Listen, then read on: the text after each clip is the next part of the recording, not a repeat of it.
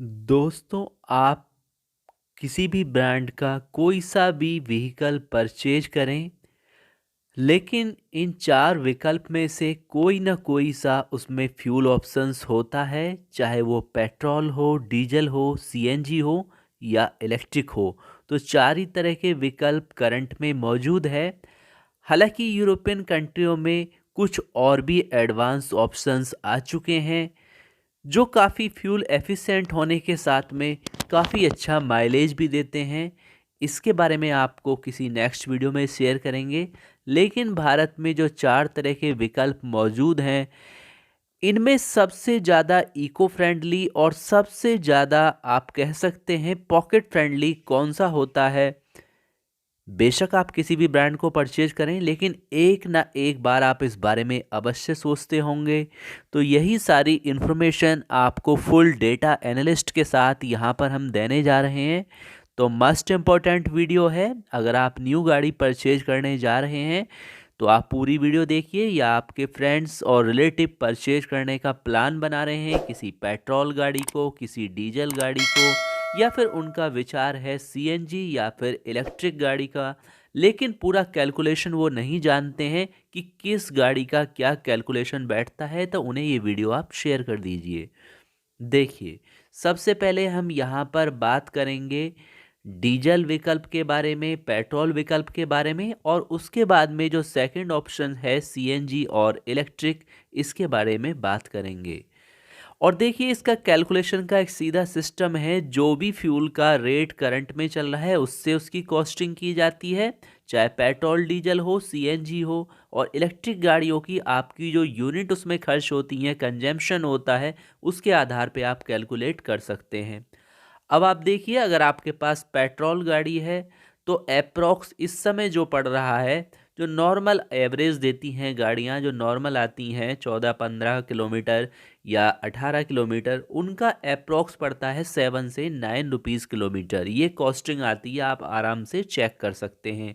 Diesel वाहन का निश्चित रूप से कुछ सस्ता आता है, जो आपका बैठ जाता है 6 रुपये किलोमीटर के आसपास। इसमें भी डिफरेंस आ जाता है, अगर आपके पास बड़े वाहन हैं या फिर आपके पास 7 सीटर में है तो उसमें डिफरेंस आ जाएगा। लेकिन नॉर्मली हमें 5 सीटर जो फैमिली व्हीकल्स हैं, उनका कैलकुलेशन आपको यहाँ पर शेयर कर रहे हैं।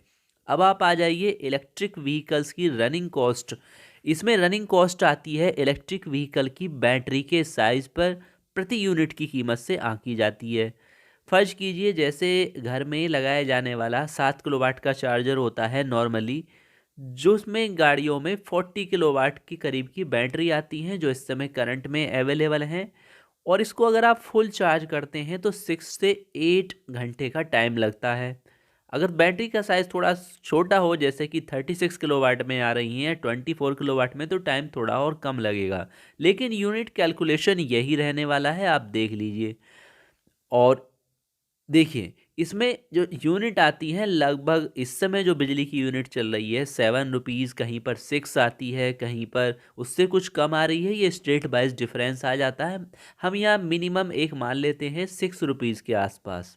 तो अगर आप इस यूनिट वाली बिजली से अपनी 40 किलोवाट की बैटरी को फुल चार्ज करें, जिसमें लगेगा 6 से लेकर 8 घंटे का टाइम, तो जिसकी कीमत होगी आप लगा लीजिए आराम से 250 रुपये के आसपास पड़ने वाली है।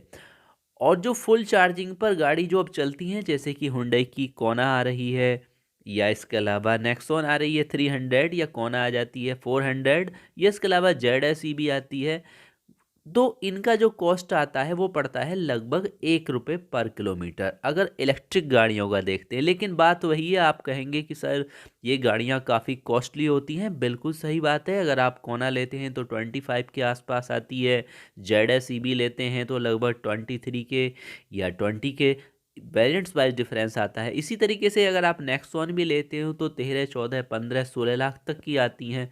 तो निश्चित रूप से आपको स्टार्टिंग में इन्वेस्टमेंट ज़्यादा करना होता है।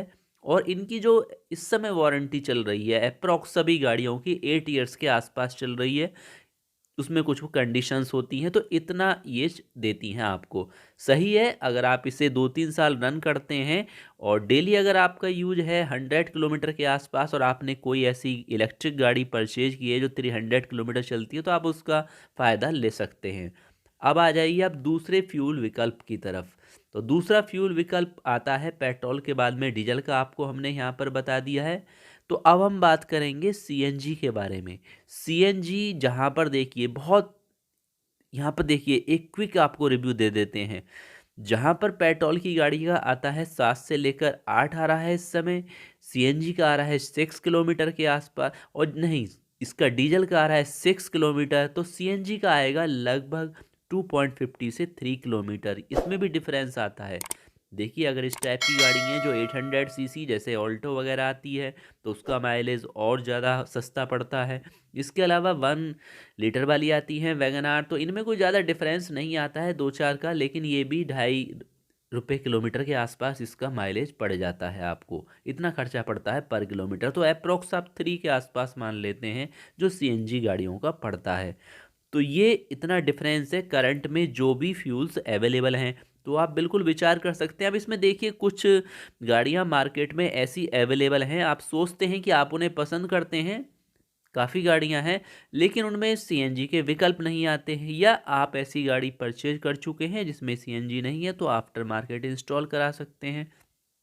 करंट में जो कन्वर्जन किट आती हैं पेट्रोल गाड़ियों के लिए है, लेकिन नियर फ्यूचर में बहुत जल्द ऐसा न्यूज़ है कि डीजल गाड़ियों के लिए भी इस तरह की कन्वर्जन किट आने वाली हैं। तो आपको किसी नेक्स्ट वीडियो में डिटेल्स इसके बारे में शेयर कर देंगे, अगर आपके पास डीजल गाड़ियाँ भी हैं। ये टेक्नोलॉजी भी तैयार हो रही है, लेकिन अभी टाइम है, करंट में अवेलेबल मार्केट में ऐसी कोई किट नहीं है जो डीजल गाड़ियों को कन्वर्ट कर सके। तो फ्रेंड्स ये थी इन्फॉर्मेशन। अब आप सोच सकते हैं कि आपके लिए कौन सा विकल्प अच्छा हो सकता है। अगर आप परचेज कर सकते हैं इलेक्ट्रिक गाड़ी, तो निश्चित रूप से एक बहुत अच्छा विकल्प हो सकता है लॉन्ग टाइम के लिए। आपका उसका यूज भी होना चाहिए, लेकिन इतना ही, अगर आप करेंगे 100 किलोमीटर डेली तो लगभग 3 साल में आप उसकी कीमत वहाँ पर रिकवर कर लेते हैं। और अगर आप चाहें तो बिल्कुल सीएनजी जो सस्ता विकल्प है उसे आप ले सकते हैं।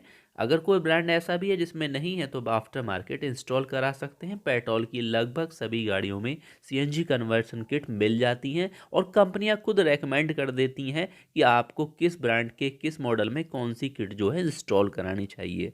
अगर फिर भी आपको कोई कन्फ्यूजन है तो आप कमेंट्स बॉक्स में लिख सकते हैं। तो यही 4 तरह के जो फ़िलहाल में हमारे पास फ्यूल विकल्प हैं भारत के अंदर, आप इनमें से अपने लिए बेस्ट विकल्प इसके द्वारा आप बिल्कुल सेलेक्ट कर पाएंगे, ऐसी उम्मीद है। आपको इन्फॉर्मेशन पसंद आई होगी। अगर इन्फॉर्मेशन पसंद आई है तो आप अपने सभी फ्रेंड्स और रिलेटिव को भी शेयर कीजिए, और इसी तरह की लेटेस्ट इन्फॉर्मेशन के लिए आप चैनल को सब्सक्राइब भी करें और बेल का आइकॉन भी दबाएं, क्योंकि हम डेली आते रहते हैं आपके लिए इसी तरह की लेटेस्ट ऑटोमोबाइल्स इन्फॉर्मेशन और काम की जानकारियाँ लेकर। तो मिलेंगे दोस्तों नई वीडियो के साथ, तब तक के लिए नमस्कार। और हाँ, सड़क पे रखिए हमेशा सेफ्टी का ध्यान, क्योंकि safety is the first and speed is the second. नमस्कार दोस्तों।